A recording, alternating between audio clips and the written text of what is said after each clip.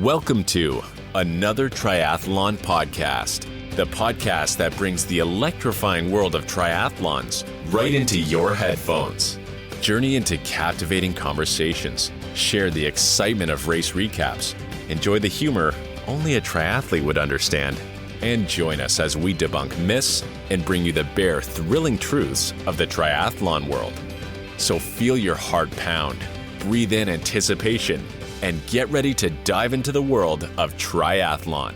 This is Another Triathlon podcast. Enjoy the ride. We are back with Another Triathlon podcast brought to you by Mana Apparel. We're going to break down everything happening in the triathlon world and catch you up on what's going on in our training and racing as well. But we had a little race happen on this weekend, and we'll dive into everything that went down at the Ironman World Championships over in Nice for the women's race and talk about the upcoming T100 in Ibiza. Let's get it started and rolling, though. We are in marathon countdown time for myself and Josh. So let's say hi to Josh first. How's the training going these days? Survived the pullback week / long run in Chicago. So that was another step forward and another week closer. So we're now inside 3 weeks. So have one really big build week this week. And looking at it, I added up the numbers. I think it could be my biggest week miles wise, and also some really big speed work today and again on Friday before doing another somewhat shorter long run of 16 miles this weekend. So That'll I did my easy 20. after what you've been doing. Yeah, right. It's nuts. Only I was just 16 miles. You're good. I was talking to a friend about that last night. I was like, yeah, I only got 16 this weekend. It's like, who the heck are we? What are we talking about? It's funny when you make that mind shift. Things that just seemed like a big, crazy workout before, it's just like, oh, yeah, no big deal. And then you talk to normal people, like in your day-to-day life, and they're like, are you kidding me? That's like a 2+ hour ride. That's easy? Perspective changes drastically. Yeah. We are definitely not normal. Outside people would probably die if they went for like a 16-mile run, and then we're like, oh, just easy 16, no, zone 2, and then I have a swim after. It's not normal. My shakeout ride on Monday after I got back was an hour and a half. There you go. Recovery work. Yeah. Cruising. So I was like, I'm going to do this one on the Peloton. It's not triathlon season for me right now. And I was like, I'll just hop on the Peloton. I'll take a Matt Wilper's 90-minute class. And he's like, all right, does everyone have like all their bananas and all of their electrolytes and all their water? I'm like, this is an hour and a half ride. What are they doing? Not even a gel, just a sip of water. That's it. That's about it. It's amazing. But Chicago was fun. It was, a lot of people thought we were crazy just flying in on Friday afternoon and coming back Saturday night to do a long run. But it was really neat getting up, having that kind of race mentality where we like prepped everything the night before, got our bib pickup and had a good carb dinner and went to bed early and had everything laid out. And it just kind of got us in that race mindset. And we're in a hotel and had to get to the race start. So there was a whole... that mentality was there, and you had to go to like Athletes Village and where the shakeout run was starting. So it was really neat in that aspect of it. And then being able to run with hundreds of other people. I think there was close to 800 or 900 people in this organized long run at different pace groups. And then it was along the water in Lincoln Park area where the zoo and stuff is in Chicago, and all these really cool trails and parks and other events going on, but other people in their groups out there. The Dare to Try group was out there running, which was really cool.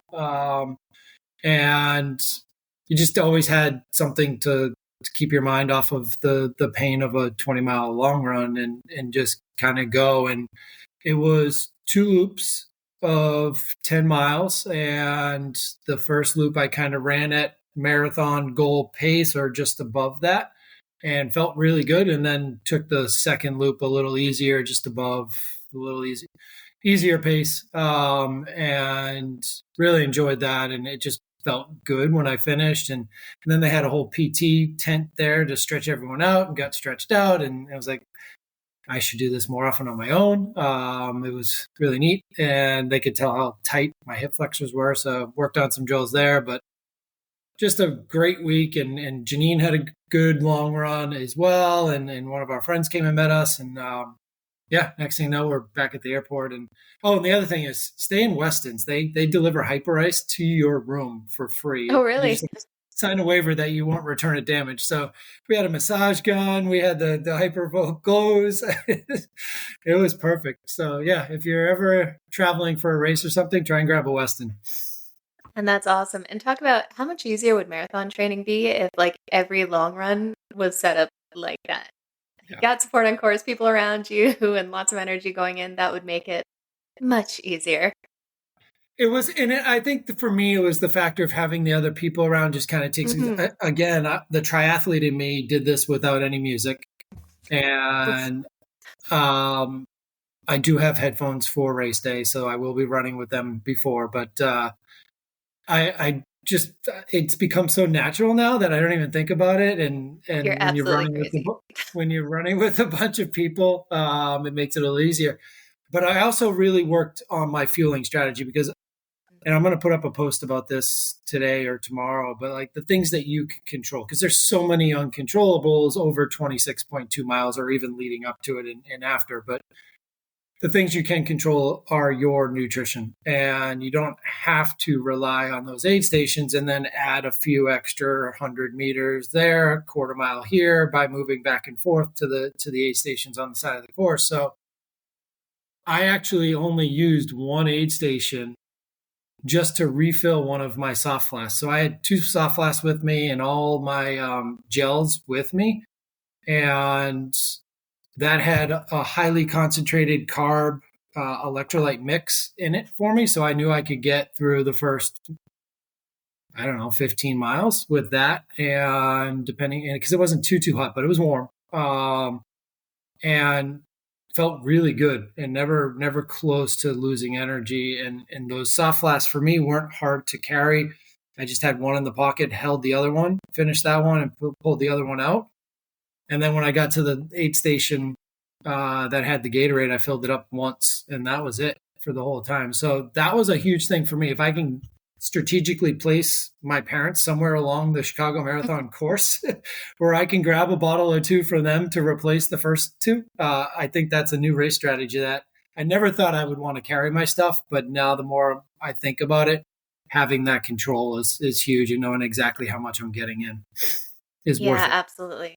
No, that's a big thing. And knowing you have what you need and your stomach will be happy with it. And everyone is so individual, and you never quite know what the mix is going to be on course, especially if they're mixing Gatorade by hand with the powders and stuff. You could be getting the right concentration, or you could be getting watered down. You never quite know. So it's always a good call to have that with you. Exactly. And the Morton gels don't start until like mile 13 or 14. So it's late anyways. So if I need some, I can grab some on the back half. Oh, I didn't know they had Morton gels on course. That'll be awesome. But you talking about nutrition reminded me I need to buy some more because I used up all of mine this weekend. How did your week go? Yeah, good.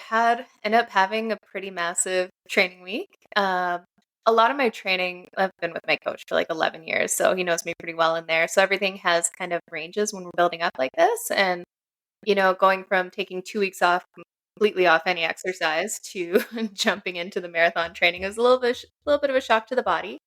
And the first 2 weeks were pretty rough. There was like an ache here, a pain there, and running just felt terrible as I kind of got back into it. But that's totally normal, and I get a reminder of that every off season, that once you're in it and feeling fit, things kind of roll along and you feel good. But when you take some downtime, it was a little bit rough. So I was kind of dealing with aches and pains. My Garmin thought I was dying for like 2 weeks straight. And this week, it finally all started clicking. So body started moving more efficiently, heart rate dropped in relation to paces and stuff. I started sleeping better, and just kind of my body figured it out again, which was definitely good to see. And oddly enough, on the biggest run week I've done in quite a while, ended up having about 100K run week, which was like 61 miles, and finished off with a 20-mile long run this weekend, and it felt awesome. So pretty stoked there. Definitely that was the can definitely get through this marathon workout, which is good. And especially with my goals for this race is really just to kind of cruise along with the Phoenix Foundation crew, have some fun. So was at about race pace of their kind of best case scenario in there, and it felt good. So it was a good confidence boost that I'll actually be able to enjoy this marathon a bit and not just suffer through it the whole time. So super stoked for that. It'll be a fun crew to run with. I'll definitely be listening to music in one earbud, but I'm sure conversation on the other side. And my only goal for the race is stick with the group, and I got to beat Chris McCormick. So just as long as I'm like 1 or 2 steps ahead of him, I'm happy for the race. There you go. It's so speaking of headphones, it's so amazing to me that the people that wear like the full on like Beats by Dre ears cover. How do you run like that? And when it gets sweaty, like I just, ugh. I like having like one earbud in, like even when I'm running and training stuff, one earbud in so I can still kind of hear what's going around me, but have that music to distract from the endless miles. I've been running with the bone conductors. Like when I do wear it, it's the bone conducting earphones. Like for me, that's all I need. And for the most part, it's just run it like the BPM music and like give me 180 BPM music and I'm good to go. Keep the cadence on track. You know exactly what to do with your feet. Just follow along. Yep. And that's actually a really good tip that I've given a few athletes that I coach too, is listening to music with that 180 BPM cadence is a really good way to start to bring up that cadence. If you do have a lower cadence naturally, that can cause some extra stress on your lower legs. That's when you start to see knee or Achilles issues and stuff. So that's a great tip, just to listen to music at that beat, and then your body will start to slowly, more naturally fall in step with that because you want to be on beat. Now, if you've got zero rhythm, I can't help you, but that can be a good thing to help you if you are trying to increase that cadence. That is very true. And there's a lot of playlists out there. If you just search Spotify or Apple Playlists, they're already created for half marathon, for marathon. So they're good. They're out there. Just find one you like. Absolutely. Well, let's jump down to Fede. How are you doing these days? Good, guys. I'm not as active as you on the running program, and it's funny. I was just taking notes about things you've said, and us triathletes. It's gonna sound maybe a little ridiculous to like only runners, but oftentimes triathlon trips are a bit of a pain with the bike and everything. But when we go to just a running race, it's so easy mentally to, I just have to carry my running shoes and maybe 4 gels, and that's about it. So it feels like a vacation in some sort for us to when we just do a running race, of course. And then, and it just reminded me what Josh did. Maybe this is how Cam Worth feels when he's getting ready for his races, that he just goes and signs up for an Ironman and thinks nothing about it. Oh, I'm just doing a shakeout Ironman to get ready for the next one. It's amazing how oftentimes we feel that it's normal for us to, go back to back on massive weeks of training. And the headphone things, I don't know about you guys, but every time I do a running race and I have headphones on, I feel like I'm cheating a little bit because, I'm wired that in triathlon, we're not allowed to wear headphones. It feels a bit weird to be running around with headphones on a running race. But I've been training a little bit more now, focusing on getting that consistency back and, picking at the right time. Just chipping away. I'm going to go get my swim stroke analyzed by a swim coach, see what's going on there. Everything's going well, and excited to be following you too on the marathon journey. That's where I'm at the moment. Awesome. Oh man, that reminds me, I'm gonna have to get in the pool again soon. It's actually, I've been out of the water long enough. I'm starting to think it might feel nice, but I haven't quite talked myself into it. It's an after marathon problem to get back into swimming. Yeah, I have to go today. So I pushed it off yesterday. I was like, I'm going to go, since I'm not working full time right now, I'm going to go during the middle of the day tomorrow. So I'm heading there after this podcast to go do like 2,500 that I don't want to do, but got to get it done. No, that'll be good. And you know what? This weekend definitely got me fired up watching the Ironman World Championships over in Nice, watching the women absolutely crush it. That's my goal. Next time it comes around to Nice, I plan to be on that start line. So it was fun to take a look and see how the race went down. But let's dive right into it. Fede, how did the race go this weekend? It was not boring. No, not boring at all. And it was, I mean, Nice has proved to be a championship worthy course. It's tough, it's honest, it's brutal, especially on the bike. The run's pretty flat, but once you get to the run, it's like you can tell who overbiked, especially on that course. It's very noticeable. Uh, Girls are cramping. A lot of things happened, but from the get go, we had a big announcement with Lucy Charles Barkley pulling out of the race uh, with a tear in her muscle, and I know, guys, I want to get your opinion on this before we jump into the race and how it went. Do you guys think she was waiting to see if she was able to race, or do you guys think she knew all along that she was not ready to race, and then because of sponsors' commitments and all of that, she decided to pull out last minute? I don't know. It's a bit of a controversy, and I saw a post actually that if Lucy was Sam Laidlow, we would be crucifying him for that. But everybody was just telling her to get well soon and all of that. But I don't know. I like to play to listen to both sides of the coin and get you guys' opinion on that. It's a good It's question. hard to say in this situation because from what I heard and read was something did pop back up a couple days before the race, and she had been feeling better coming out of London where she DNF'd and was getting closer to being ready to go for Nice, and then had a little nick pop up a couple days before. So that's what the final decision was, and it sounds like she had some scans done or whatever. It just didn't make sense to go. I get that, all the reasons for her to be there and ready to rock and roll, and whether it was something she already knew she was going to DNS on. It's hard to speculate. I don't think anyone will ever know except for her and her team, and maybe Scott Deroux. But other than that, I just got to take her for what she's saying, and something kept her from going, and she was hoping to defend her title. Yeah, I think it's a little different between, say, the Ironman races versus the T100 races, right? So with T100, they definitely have incentive to keep everything quiet and not talk about it and drop out last minute because they can get that injury pass, but they're contracted to do a certain number of events.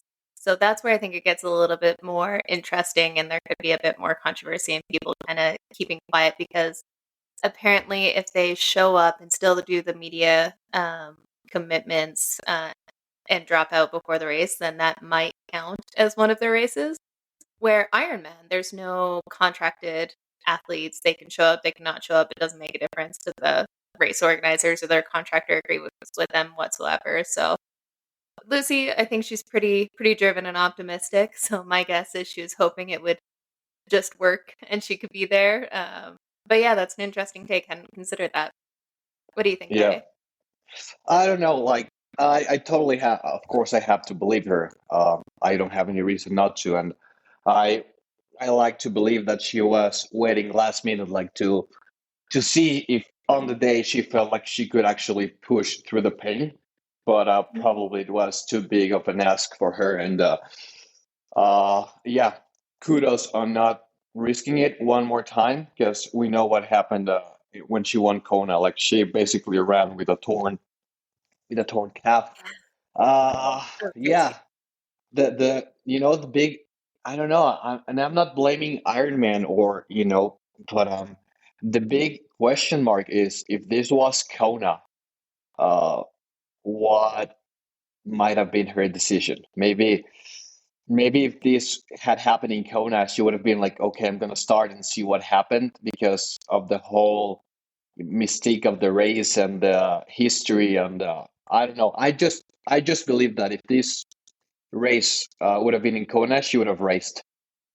Yeah, and I think she has a lot more confidence in her abilities in Kona too. She knows Kona. She knows she can win Kona. She knows she can be on the podium there. This was a little bit more of a question mark Yeah, when it came to the results. So when you have that confidence that you can win it, I think you're definitely willing to risk a little bit more going in. Yeah, I 100%. agree. I think she knew she could perform well on this course, just not in a world championship format with the top 50 ladies lined up. So I think her win on that course certainly is what changed her mind about competing in Mhm. the event in the first place, because she wasn't targeting Nice. She wasn't going to be doing this race, and then decided to give it a go. So she certainly impacted the race, though, that's for sure. Like, because all of a sudden people woke up and race morning, it's wetsuit legal, and Lucy Charles isn't there. And like all of a sudden, Kat Matthews is like, I can be one of the best swimmers in the world. Where the heck did that come from? Yeah, Absolutely. yeah, it was. Yeah, that just goes to show the how an athlete of her caliber has the ability to impact the race just by being there and not being there. Just the whole presence of her changes the race dynamic, and that's what happens with, or what happened with Jan. That's what happens with Christian. You know, just the fact of them being there, it makes the whole field a bit nervous, and it changes the dynamics a bit more. Yeah, Yeah, people were absolutely. able to settle in on the swim and not push maybe as hard as they would have to keep that gap between Lucy manageable. And instead, you had Fenella and Marta within arm's reach for most people in that lead pack. Yeah, definitely. Well, Fede, why don't you walk us through how the race shook out this weekend? Yeah, yeah. So it was a very exciting race, and there were a lot of things happening. For the first time in like it seems like forever, we had a different athlete other than Lucy Charles leading the swim, Mhm. and that's our own monoparallel athlete, Vanilla Langridge. She was first out of the water. She looked very good, and she put herself in a very good position. She's a very strong swim biker, so, and she has been working a lot in the doing aero testing and stuff. So she, not of course she's one of our own, but I want to talk about her bike position. She looks dialed in on the bike. Like oftentimes we see a disparity between men and women and the work they done in aero testing and stuff. Fenella didn't leave any stone unturned, and she looked so good on the bike. I think if Yeah. this was, yeah, if Yeah, it was this really was a cool to work flat with her course, earlier in the year. We brought her out, oh Monorail brought her out to a velodrome to do some testing with different fabrics and kits and setups and stuff. And it was pretty cool to see the differences she made to have, like, she has a super slippery CDA. That was first cool to see. But then we even tested out 3 different fabrics and kits with her to find out what the fastest one actually was, to the point, like, there's measurable differences between yeah, these fabrics when it comes to aerodynamics. So we made sure to do a few different runs in different positions and stuff and see what the absolute fastest was. And then she's gone even further from there, doing wind tunnel testing on top of it, dial it in even more. So, when you lower yeah. that CDA, it makes a difference. Even on a course like this, yeah, there's a climb, but there's enough rolling and time in the arrow position where Mhm. that's going to make a difference. Yeah, absolutely. And I was just going to say that if this was a flatter course, say like Kona, she would have Mhm. been miles away from people. Like the aero gains would have been even more noticeable if this was a flatter course. So yeah, it was amazing to watch her. And it was a very very good race. You know, we have the likes of Hannah Berry, who also had a very good race from New Zealand. She took it out of the water very fast, and then she biked so hard. Kat Matthews was biking hard. Chelsea Sodero was right there. Nikki Bartlett, who has been super consistent throughout the year, but it was for a minute there on the run, it seemed that we were going to have a bit of an iron war between Laura Philippe and Kat Matthews. but the cramps took the better side of Cat, and we didn't have that run battle we were all wanting to watch, and probably it was for the athletes, because for us viewers it would have been super exciting. But I know that those girls would have been so much in pain if they were battling each other, especially Laura and Cat. But we saw Laura running away with the victory. An amazing performance. She delivered a 2:44 marathon, which was amazing to watch. And I think the only athlete who would have challenged Laura would have been Annie Haug, which unfortunately she was out of the race due to an unfixable flat tire. And she looked so upset. And oh man, it's just heartbreaking to see sometimes how much these athletes have worked towards these goals, and then something that's out of their control taking their race. So, but no, I know Annie, and I know that she's gonna be back with a vengeance. And yeah, okay, watch out for her, because she's after this. I think she's gonna be unstoppable if she decides to race Kona next year. But anyways, Laura, kudos to her. Amazing bike run combo. And she even had a very good swim. I mean, talking about the Lucy Charles effect, Laura was amazing. Kat took second place, very consistent, and she was over the moon, and couldn't be happier for her as well. So amazing race from her. Chelsea Sodera, so the top American third place, an incredible race as well. She has been making significant gains on the bike, and I don't want to say this was a dark horse, but it not a lot of people were talking about her. Marjorie Pierre from France, racing in home soil, taking fourth. She is an amazing runner, and this girl can bike for. I think she's probably one of the lightest, so I think this course benefited her in terms of power to weight. So, and she knows the course like the back of her hand. So kudos to her, kudos to all the girls who raced. And we had one of our dark horses in Elsie Visser dropping out with an injury. And she tried. I think she tried, but then again, one day later, we saw her wearing a boot. So probably she was in a lot of pain. And it was an incredible race to watch. Congratulations to everyone who raced. We had a few of our mono athletes racing there, so kudos to those girls as well.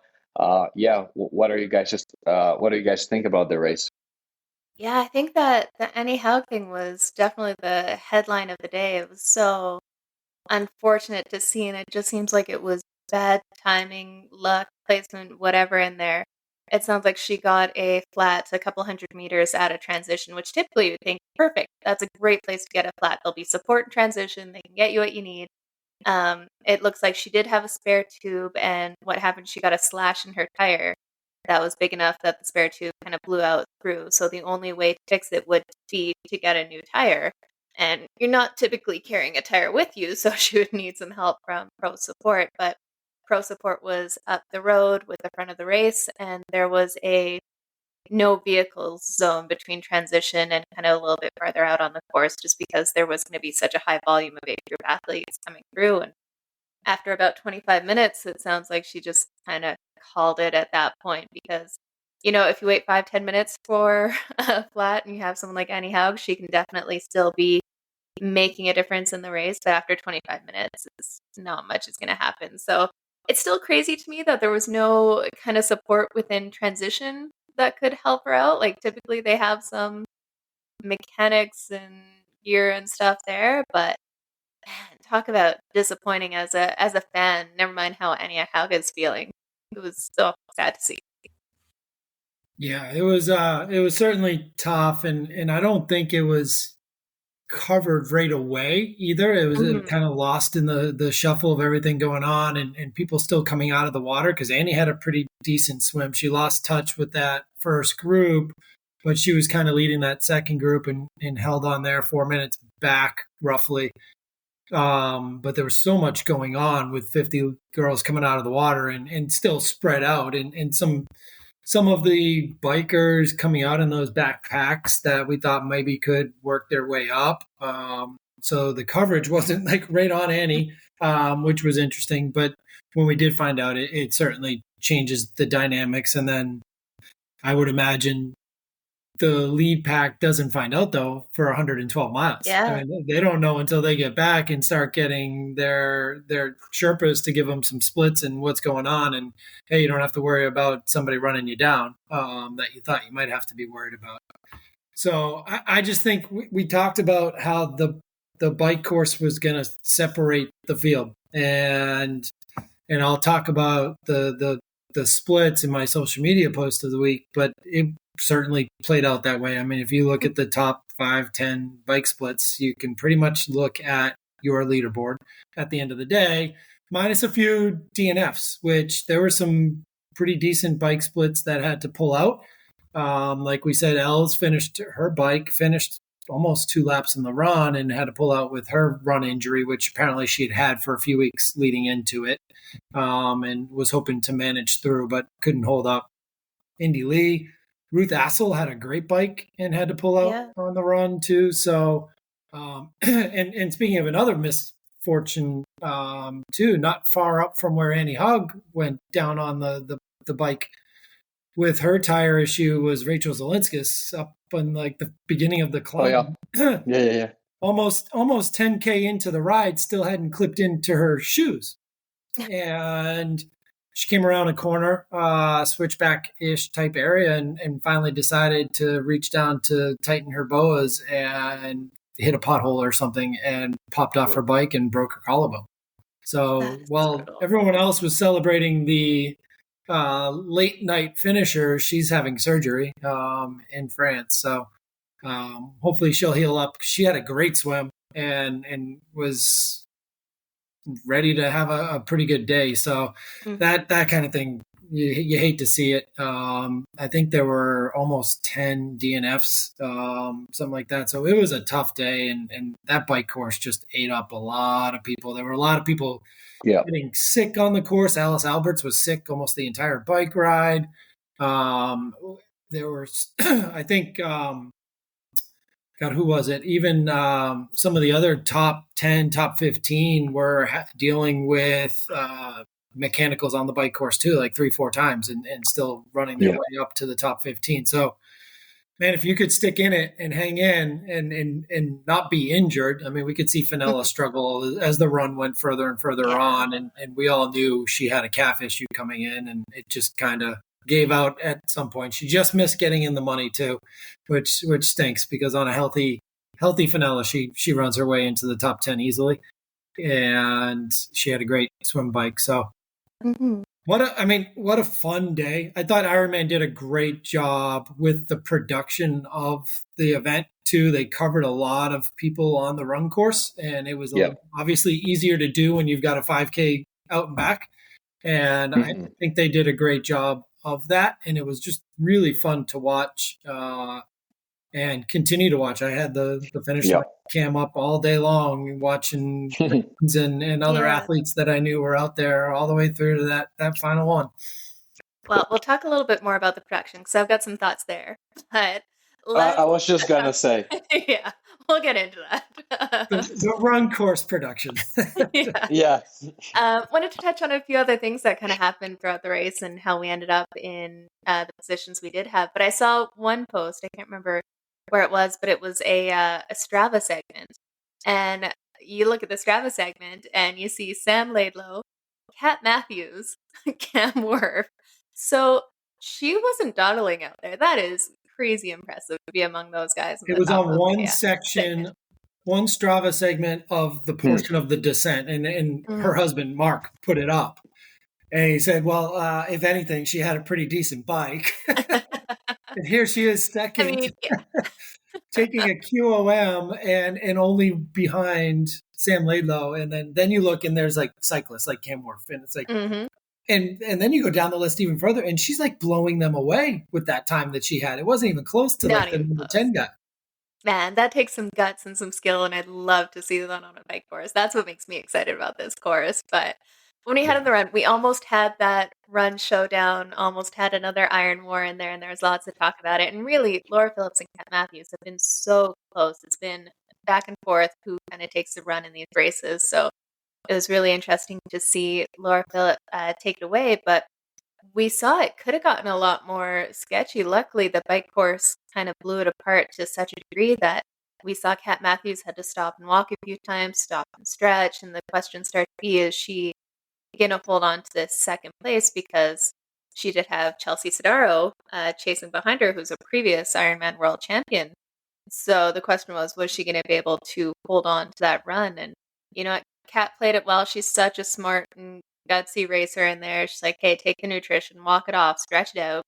And I was kind of wondering, watching that, because, yeah, she was losing time to the front, but Chelsea Sodaro was almost losing the same amount of time. So I was kind of wondering, what's going on there? What's happening with her? But it turns out she had like a cracked patella a month out from the race, so she hadn't been running as much, and apparently her quad, she said, just blew at the halfway mark. So she was just trying to make it in at the same time. And you got to think, if the bike course wasn't so intense and hadn't split it up so much, that racing would have been changing positions pretty drastically in the last 20K of this race. But man, that was crazy to see.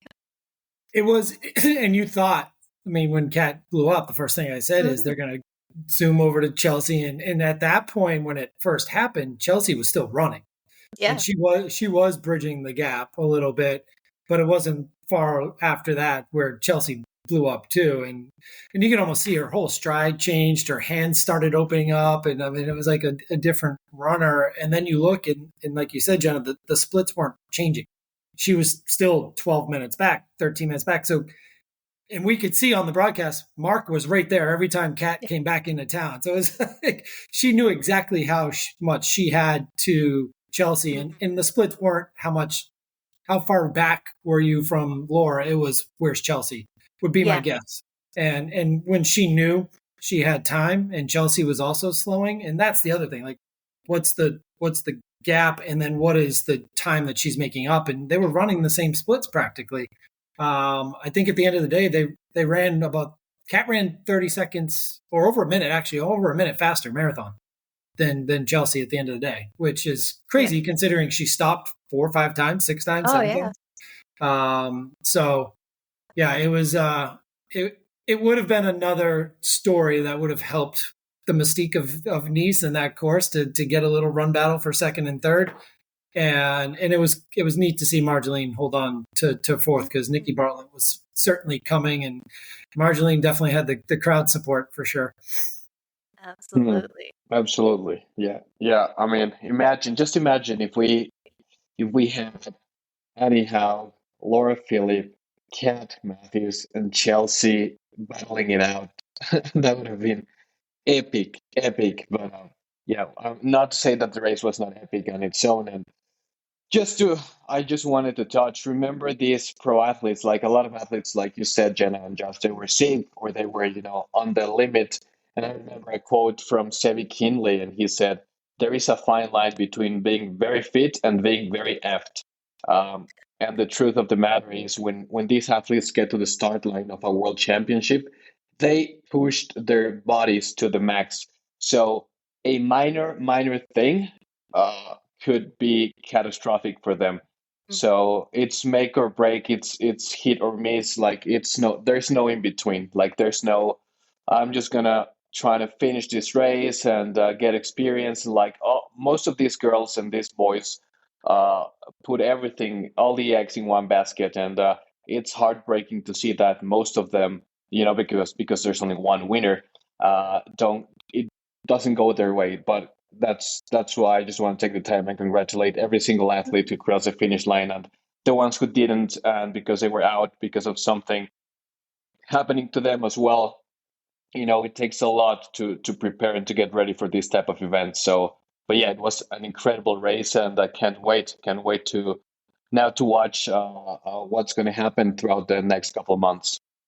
Yeah, and there's always a lot of discussion. There's going to be that question: is there an asterisk because Lucy was out, because Annie was out, all of that? Race day isn't just about race day.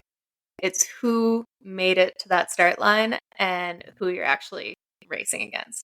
So part of being one of the best or being successful in a race is actually making it to the race line healthy. And on the day, there were some top contenders that couldn't accomplish that. So in my mind, there's 0 asterisks, question marks, all of that fun stuff. These incredible women pulled it out on the day. Yeah, I mean, you talk about, I mean, the seasons that a lot of these people have had have been very packed, and people like Els Visser have raced a lot. Well, if Nice had become more of a target for her, she probably got to that line healthier than she did. Yeah. And she's raced a lot. And Lucy has raced a lot. Nice wasn't her target right off the bat this season. But for Kat, Nice was a target pretty early on. And the Pro Series was a target, even though she was a T100. Laura Philipp straight up said, Nice was my goal this year, and that was it. And look what happens. Blinders on, get after it. And she's the first one to have the top bike and run times since 2017. So it's been years since we've had that bike run combo. And we've talked about the sport becoming a bike run sport. She had a good swim to keep her within reach, and then she just threw down on that bike course. And Kat said, I had to keep catching him. And Kat was getting dropped by 40 seconds, a minute, and then catching her on the descent. So if you want to talk about coverage, there's the lack of lack of coverage. Would have been nice to see that Tour de France type play take out. Yeah, well, let's jump into the coverage, because I had some thoughts. They did some things better, but there's definitely still some things that can be improved upon. What I did really like was being able to see across the bottom the profile of the course and where they were along it. So being able to see that they're about to start the climb, here's the climb segment, as they go over and have an idea where the front of the race was. So that was good to see. But they gotta ditch that athlete tracker across the bottom where you can only see like 4 names at a time. We want to see the top 10, how the positions are changing, and that's something that some like 200 and Super Tri sometimes do very well, where you can see the position changes in there and see the top 10, the top 15, and see where they're actually at. Because especially as they got into the run, it would update with the timing maps, so you'd only ever see the first 2 or 3 names before they got to the next timing split. And you're like, what's happening in the rest of the race? And I don't know about you guys, but I did not watch it live, so it started at like 11 p.m. at night. So usually I'd have the Ironman app going at the same time to see like where everyone is in the placing, but I couldn't do that because then I would find out who won the race as I'm watching it. So that would be less fun. I don't know. What do you guys think about like the graphics on screen? I watched it live. I watched all the way through. You're a trooper. Yeah, I had to. I mean, I was like, the swim start. Well, I watched the body marking, which was really cool to kind of see that. That was on it at a respectable time. And then I was like, all right, well, I made it through this. And then they go like blank for. So I think first off, when we're talking about production, get rid of the body marking show and a break and then another show to start the actual race, because I think you're going to lose a lot of people in between that half hour, 45-minute break window. And you can record that and show it like delayed, right? Just run it right through. When you do put out the other broadcast, separate them, whatever you want. But for the live, just make it one show. That's my one thing at the beginning. But yeah, I watched the whole swim and then out on to the bike, probably the first 10, 20K live, and then caught up on that real quick in the morning and was back live and was doing what you just said, looking at the tracker to see where people were, see where splits were, out onto the run course, and the run started magical. I mean, you had the top 2 right there on the run, and I do agree it was neat to have the topography profile and where they were, but again, that's only the leader. Like it didn't have all 50 bikes. It didn't have all 45 bikes, whoever was out. It only had the leader. That's where they were. And that was progressing. And originally that was Marjolaine just kind of throwing down. And she's like, yeah, this is my hill. I'm taking this and I'm going to show you guys the way. And then Laura and Kat caught her pretty quickly. And you start to lose what's happening behind that. And then you don't know, because there was a huge gap. I mean, they were 10, 15, 20 minutes out away from everyone else by the end of that bike. So there were gaps in other things going on, and there were actual trains of people working together. Now, those trains got split up as the day, but there were still a bunch of people working in 2, 3, 4 packs throughout the whole course, and we never really got to see that. Yeah, you can even see like list of names and stuff. And the other thing I would have liked to see too was, especially on the run course, just mile markers or an idea of where that, because they had the laps broken out. But when I saw like Kat stopping to walk and you're wondering what's happening to Chelsea, and it's like, okay, they've got this time gap. It's like, great, they've got that time gap.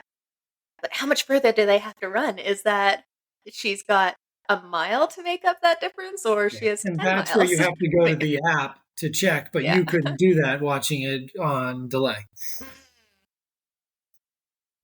Yeah. No, I think. Well, I didn't watch the whole thing live, but I watched the swim and part of the bike live. But I think if Ironman's listening, they just ask the guys that organize the tour. I mean, if they can put incredible graphics and time gaps from everyone, I don't think it's too big of an ask to have those of the whole pro field, not just the leader. And they need to do something about the motorbikes as well. Like I can't believe we are still talking about it. That there is a bit of an advantage to the athletes who are up in front, and this is no. I mean, we cannot blame the athletes. It's just the cards that are dealt with. But the organizers need to pay attention to this, because it creates a bit of an advantage to the people racing in front. And of course, in this type of racing, it's very hard to play catch up from the athletes Ironman behind. doesn't think that like aerodynamics really exist, and that a 10-meter draft zone has no aerodynamic benefit whatsoever. So they don't quite believe the science behind aerodynamics and the advantage. So if they don't think a bicycle gives you a draft advantage at 12 meters, they certainly don't think the motorcycle is a problem. They don't think kayakers in the middle of the swim start get in the way either. So I mean, what a friggin' cluster that was to just start the race. Like, that should be the easiest part. Everyone get away. We're about to start. Yeah. Yes, they're drifting out away from the start line, so the swim was a little short probably, but get the support out of the way. Like, there must have been 10, 15 girls that had to go through a kayaker. That's crazy.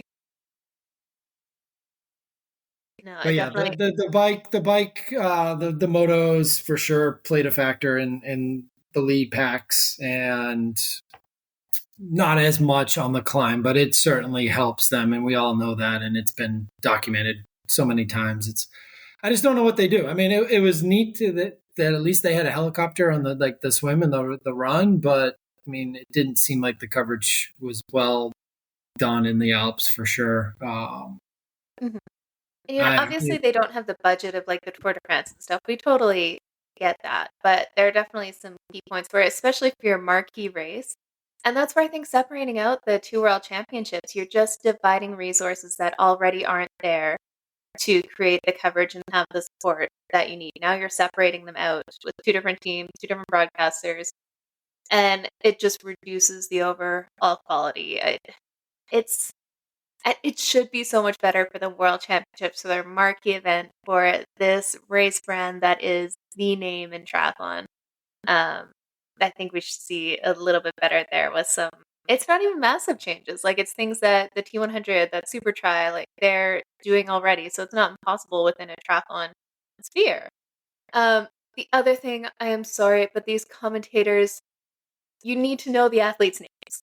That was driving me absolutely insane during this race. Of all the things you can do, kind of take from the Tour de France and stuff, have the athletes say all of their names in a recording so that Yeah. you know what it is. Because the commentators only ever know like the top 5 names, the people that they know personally, and it seems like the pronunciations were so bad. Lieto was getting tired towards the end of that run too. It was like, Yeah, I'm with you. I'm with you on this one. Like, come on, just, I mean, like, it's, the start list, the athletes racing. I mean, and it doesn't have to be a perfect pronunciation, but just No, know who's who. And yeah, because oh man, poor Marjolaine. totally yeah, just read once. Just go through the name list one time, and Yeah. then yeah, it was a bit of it's a bit of I don't know. It's a world championship. At least know everyone's names. And that's not something that's hard to do. Like, get a pronunciation. No, Really. And then we had even Welsh was calling Anne Haug Anna. And I'm like, she's none. a world champion. Like, know her name. Like, Yeah, yeah, yeah. uh, Oh, and especially with how often they say the names. Because they really like hmm. they need to find some other things to talk about. Like Yeah. they're running out of things to talk about there.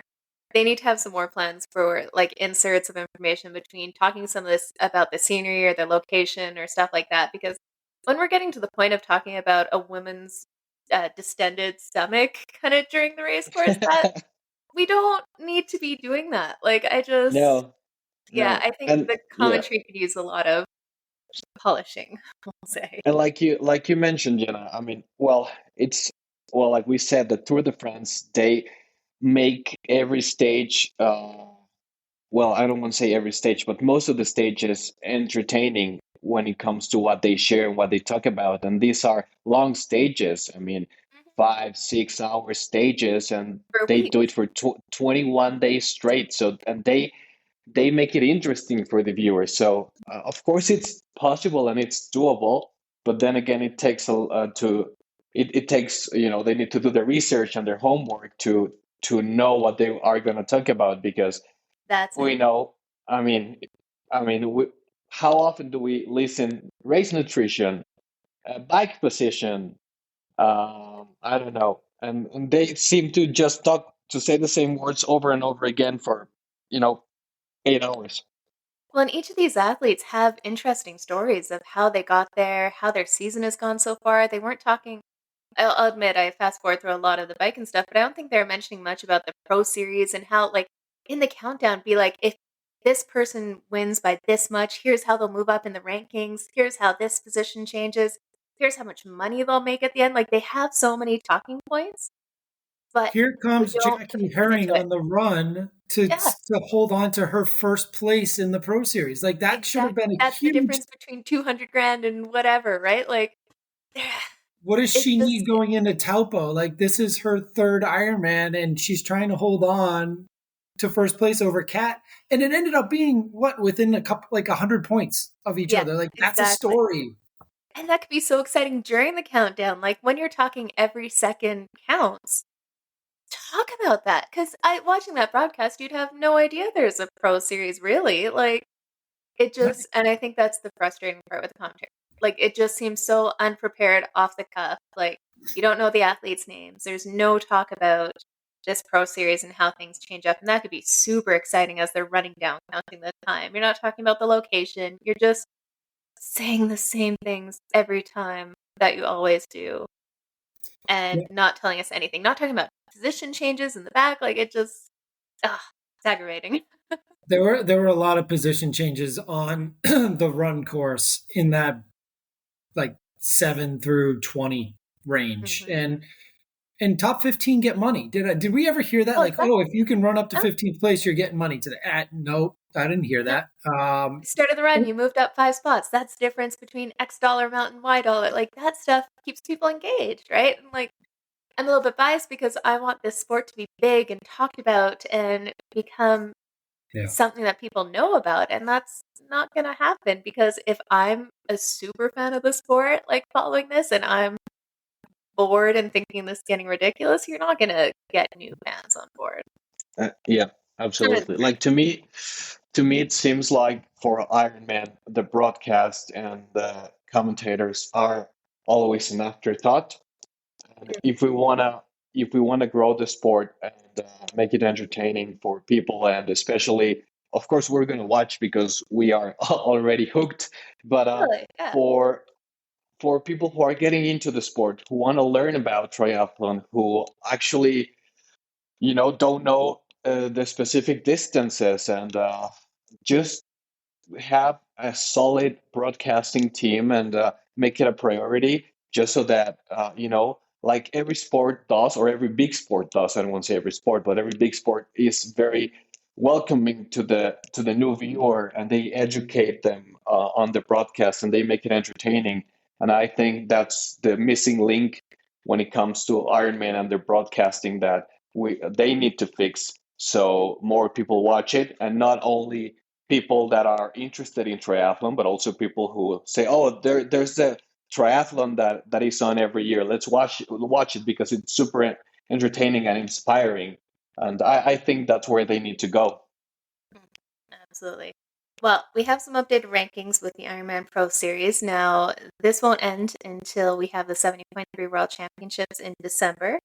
But at the moment, we've still got Jackie Herring at the top here, like Josh said, just by just over 100 points, and they're like 150 points difference between Kat Matthews in second, Maya Stage Nielsen, Danielle Lewis, Alice Alberts, Lottie Wilms, Danielle Blamel, Hannah Berry, Vanilla Langridge in ninth, and Els Visser in 10th. So we definitely saw some shakeup in the rankings. Now, really, you got to think, if Kat Matthews, she's only done 4 eligible races in there. If she goes and has a moderately decent day at 70.3 World Championships, it's hard to go past her for taking the series rankings overall. What do you guys think? Yeah, I think that is the difference there, because Jackie Herring's got everything locked in terms of her points. So she's only replacing times too. So there was actually a really interesting post that I did see as well. I think it was from Trathlon Insights. Did this just change the scheduling for next year? Because if you are not going to contend for the win at Nice, you probably didn't replace your top 3 Ironman scores because you were so far back behind the leaders. Now, if you go do 3 other Ironmans outside of Nice, you're probably going to get more points than you would finishing 20th in the World Championships. Very true. So next year, going into Kona, does the 20th rated person going into Kona really lean on 3 other races and do 4 Ironmans? Because their Kona score is not going to hold up to 3 others that they could do throughout the year. So that was an interesting piece that I thought, and I think it's going to play into how people schedule next year. But for this year, it was, but you just mentioned too, like a couple hundred points or less than a couple hundred points between Kat and Jackie. Jackie finished, there was, from the time Kat finished to when Jackie finished, was 42 minutes. Yeah. 32 minutes, I believe, was between two. So in that 32 minutes, do you think we could have found a way to put up a Jackie Herring, Kat Matthews clock to see right? See that where would that have been so cool. Yeah. And Jackie ran a 2:57:40 marathon, so she was working her butt off to hold on and keep that first place, and she's zero commentary about coming it. off the bike too. Which that story, like she could, like people didn't think she was gonna be able to go on the marathon, and then she runs a 2:57. So that story, that time, yes, I get this is the World Championships, but you're now got a series, and you have to hold on to exactly. that. Yeah, we need to get into it more. Well, it'll definitely be interesting, and I do like the changes they've made to the Ironman Pro Series next year, with it all kind of crescendoing from the start of the year, building through, and we'll have the Ironman World Championships being the finish line of that. So it'll all come down to everything at the biggest race. That means a lot, which seems like a much better way to go about it for sure. But you're talking about changing it up. You could see they're starting off in like South Africa and Australia, and typically those races are a little, you don't have as many of the top names as if you race in Europe or the USA. So that's somewhere where someone could chase down some of those Ironmans that are a little less competitive, get a couple wins, and potentially end up ranking better than if they went to the World Championships for sure. Well, I mean, you look at races like that, and it's not even just getting the win for 5,000. It's getting third, fourth, fifth, but still getting 4,600 points as opposed to 2,200 in Nice. That's a huge difference. Absolutely. Well, let's roll on here. We've had some fun chatting about Nice and the Ironman Pro Series. We got a couple of other things to tick off. Let's jump into social media post of the week. Josh, how did you choose this week? I mean, we probably talked about all of them at this point, but I did want to go through. I mean, definitely check out the Ironman Tries social media just for this last week, because some of the content was really cool post race and during the race. So they've put up some pretty neat reels and watching some of the content that the athletes have put out since and their teams have put out since. But the one that did catch my eye was the bike splits and how much of a disparity there was and how much that top 10 bike split played into the top 10 overall. And really, we lost Els and Ruth Assel. Ruth had the 5th fastest bike. Els had the 10th. The two of them DNF'd. Other than that, the other 8 in the top 10 bikes were in your top 8, top 10 overall at the end of the day with the run. So this bike course, like we thought, would play out. But Laura and Kat threw down a 5:02.25, and Kat threw down a 5:05.46. Just insane. And Laura, we knew had to, because she was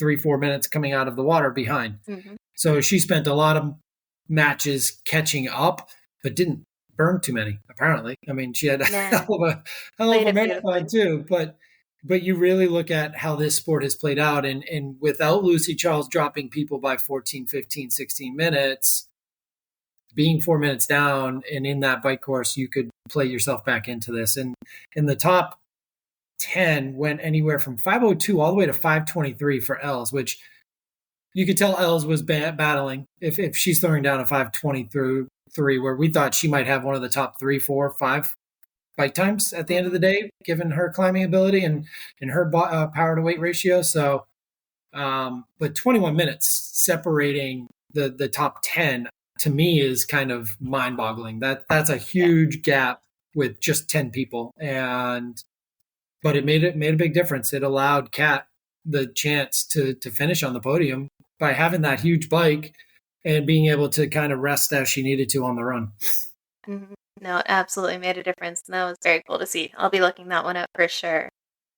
Now, for our What the F of the week, did you guys see Ironman Maryland?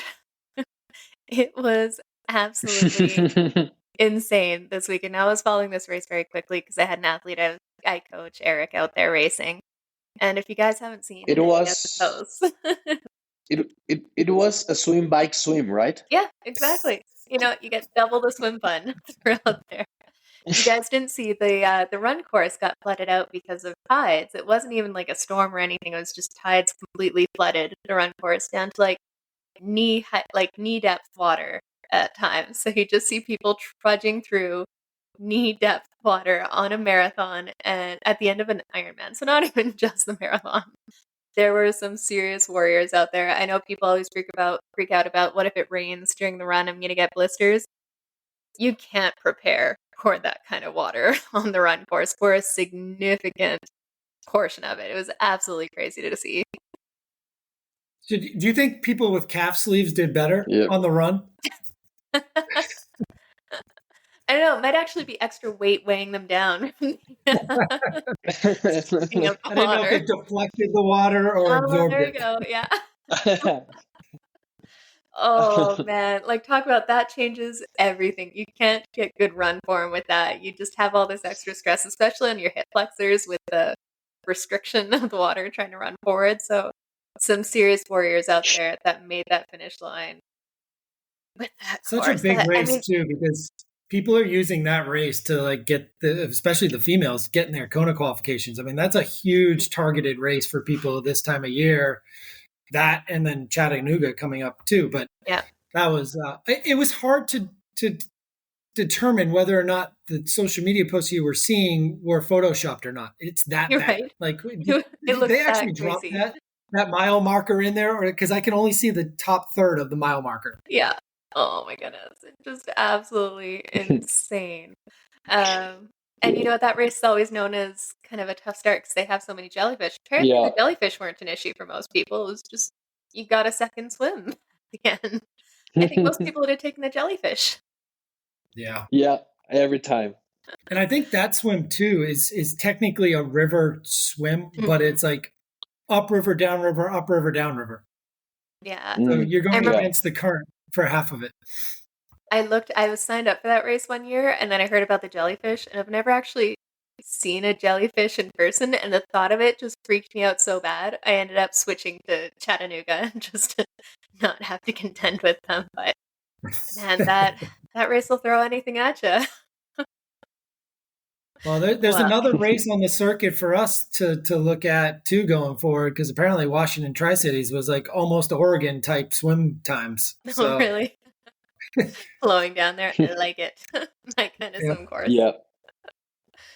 Well, let's move on here. We have another big race coming up with the return of the T100 series, and you gotta wonder if we're gonna have a few people feeling a little tired. I don't think we have too many of the women crossing over, but let's pull up the start list for that. We'll start off with the men here. We've got the T100 happening in Ibiza. And some of the top names in here, we've got Yuri Kulin, Peter Heimrich, Rico Bogan, Sam Laidlow, Matthias Margier, Freddie Frunk, Alistair Brownlee, Daniel Backegaard, Mika Newt, Martin Van Riel, David McNamee, Aaron Royal, Leon Chevalier, Casper Stefanik, Josh Amberger, Bradley Weiss, Javier Gomez, Max Newman, Antonio Benito Lopez, and Maximilian Spurl. So we actually have a pretty loaded start list here for the T100 races. Doesn't look like there's a ton of wild cards coming in. What are you guys thinking about this race? I'm curious to see if we actually see Javier Gomez out there racing. We haven't really seen him, unfortunately, with some family issues going on there. So, yeah, what are you guys' thoughts? Yeah, it's definitely going to be stacked and exciting racing. Last time we saw a race in Ibiza, it was incredible to watch with the sprint. Everybody thinking that Christian was going to win, and then Maxi Newman comes with a win. Yeah, it was incredible.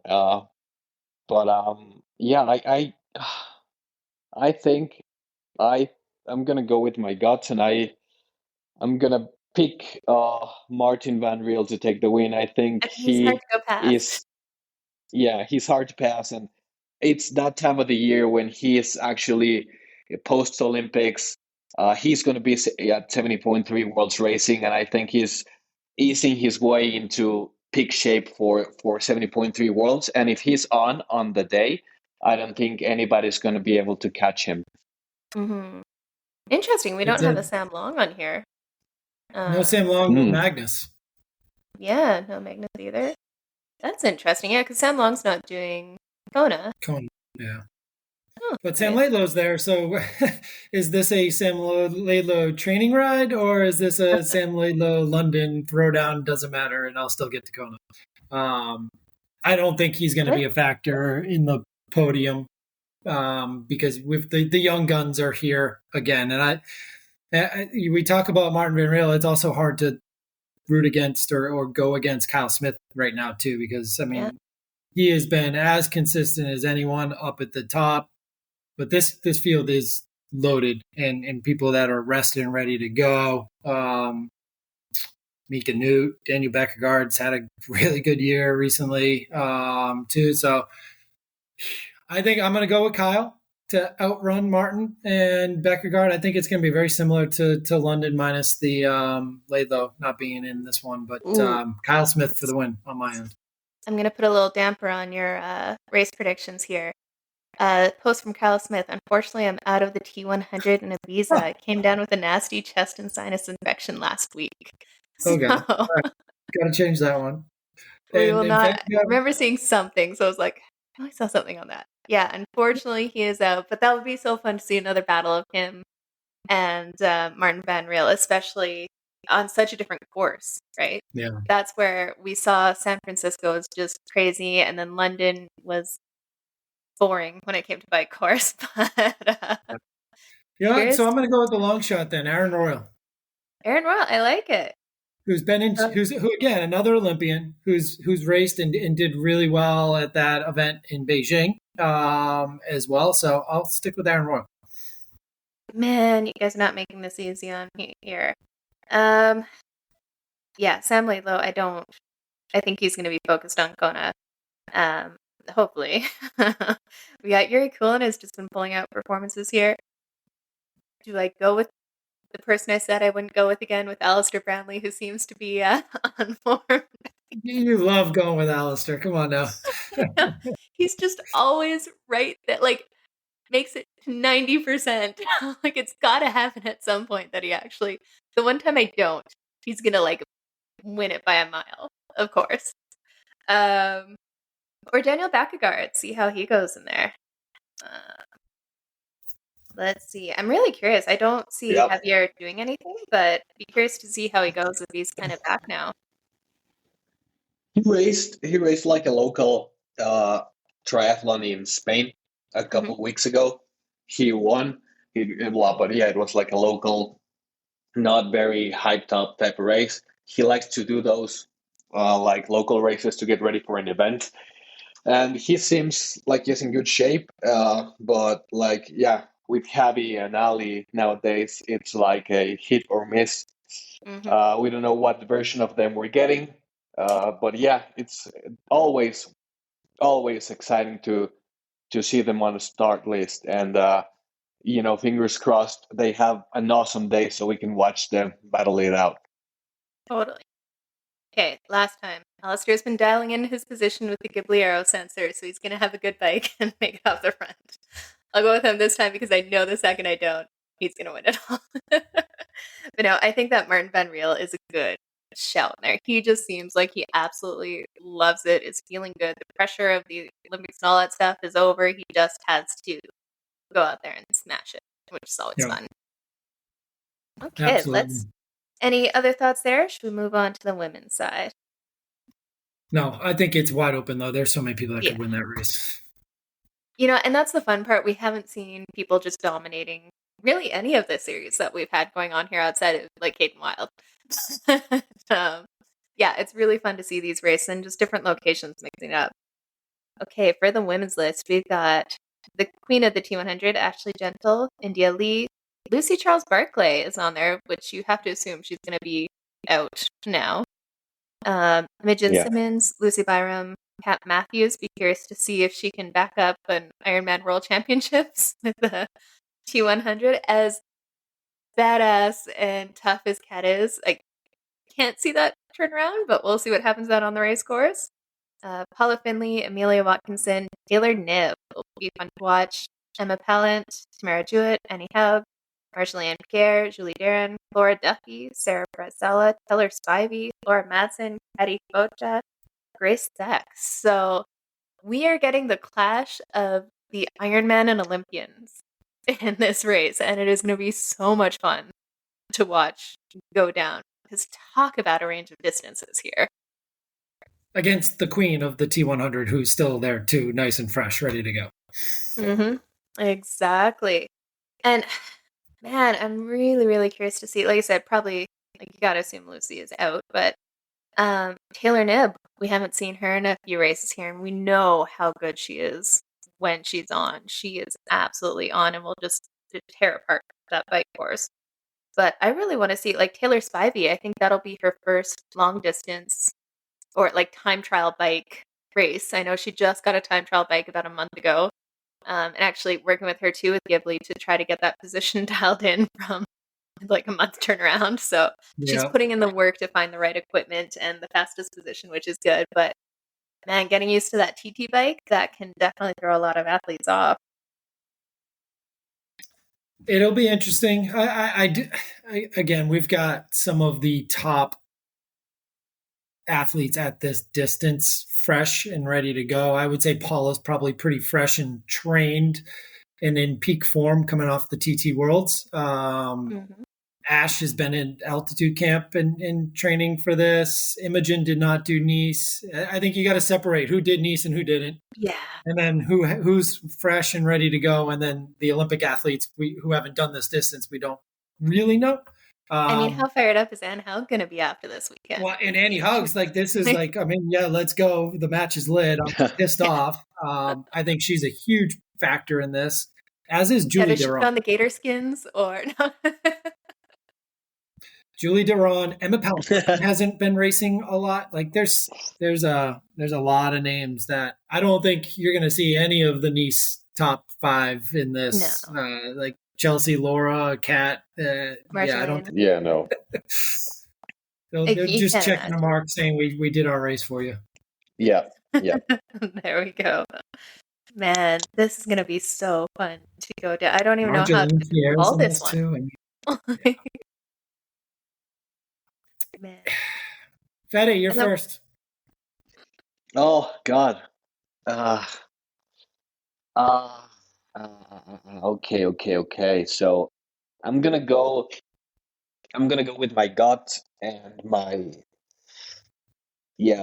feeling, and I'm gonna pick Flora Duffy for the win.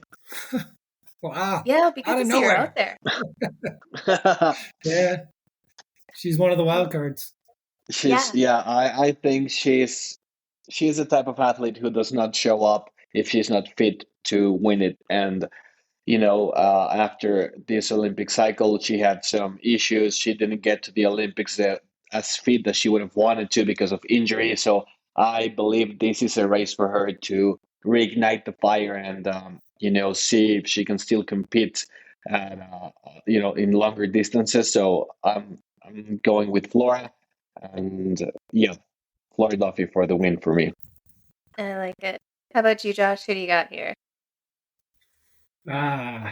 Mine. I mean, obvious. So are we disregarding Taylor Knibb? Like, is it Taylor Knibb and then anyone else? Or are we? Yeah, Because I think I was so. just waiting for Fede to throw it on Taylor Knibb, and he didn't do it. So I was like, that just changed. Yeah. So No, I think it's between Taylor and Julie Deron and Yeah. Ashton. Yeah. So I this would be a tough like podium to pick because I don't even know like how that would play out because I think there's the Annie Haug factor, Paula Finley factor. I think Paula's probably going to finish fourth or fifth. I think that probably lay that down. But Julie Deron, I think, is really going to make her name known. If anyone forgot who she was coming out of the Olympics, they're going to remember who she is now, and she's going to be a factor to reckon with for Taylor Knibb going forward. And it'll be an interesting battle if the two of them can get to the front. And Ash Gentle is in it as well because this is huge for Ash to hold on to her number one spot and coming out of altitude training, see how she is coming down to sea level fresh. And she's had some decent races in Ibiza before. So I'm going to go with Julie Deron. I like it. It's a good shout. She definitely had a breakout performance there. But again, that TT bike, I think that's going to throw off a lot of people with just that time, especially over there. The 100K is still long enough. Taylor Knibb is hard to go past. I think she's definitely, like you said, going to be all of us are thinking that she could be at the front here. I'm going to go Annie Haug again. I think she's going to be, she seemed to handle it well. Nice.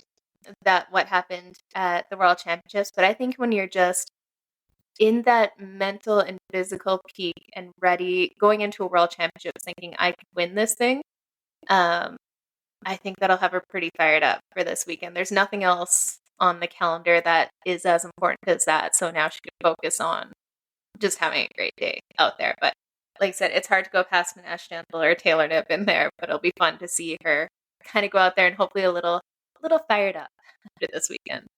For sure. Absolutely. So let's talk about Annie for a second too, because we didn't really talk about like how you get around that because you expect to have the aid, but I've seen a bunch of posts about this as well. And I know it was going on in some of our Mana chats, but the factor of it being such a big race, I know the 8,000 feet in elevation is a huge factor in how light can you get. And all these bikes were custom made and you've got different handlebar sets and all of that were factored into this. But for a race that big, does it make sense to have a spare tire instead of just a spare tube? She was running tubes and that's an issue for some people these days, but I get it. But do you have a spare tire in those situations? I think Kona, you don't have to worry about the weight as much and it might actually help on some of the descending. But is that something you would have ever considered in a race like this, or is it just a spare tube if you needed one?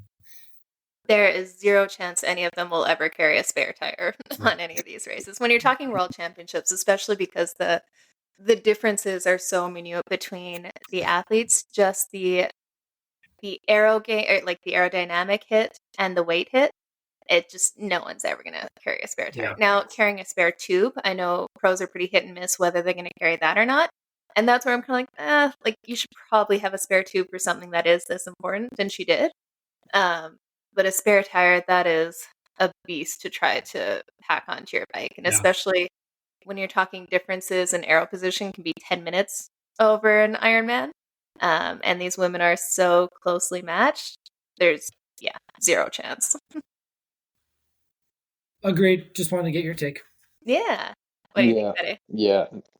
Yeah. Like I'm with you, Jenna. I don't think that anybody, not even us, travel with a spare tire. And what I saw from the footage, I think Annie was running latex tubes. Those are, very minimum rolling resistance, and those are very prone to punctures. Plus, I believe the tires she was running were the fastest ones, who also offer minimum puncture protection. And usually on these World Championship events, there is neutral tech support for the pros, and they carry tires, like complete tires mounted on rims.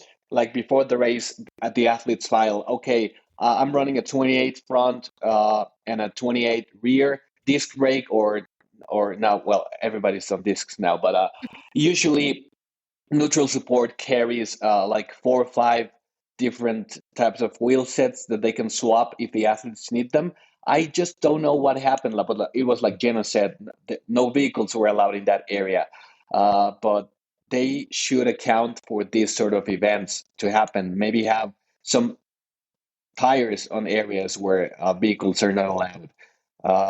Because it was zero chance that anybody travels with a spare tire, because one, they're incredibly hard to mount when they're brand new, and where do you put them on the bike? Because those things take a lot of space. Yeah, but that's a great question, Josh, because I know a lot of people who maybe don't know the sport so well would be wondering that. Because when you're talking the World Championship, that's a fair shout there. Now, what she could have used was a couple bucks. You fold up a few dollar bills, and kind of that'll bridge the gap in the slash that may have held the tube in a little while longer. Yeah, that would have been interesting in the middle of the Alps. Have it go again. Oh man, yeah, that'd be brutal. Yeah. Well, it has certainly been action-packed this weekend, and we got into all of it. We will definitely be back next week to talk about the T100 race and see how that goes down. It is going to be a wild one, I'm sure, and then that'll be followed up by Super Tri Toulouse the weekend after. So we are still in the thick of the race season and a lot of fun performances to come. But until then, guys, keep the training going and have a great night. Have a good one. See you guys. Thank you.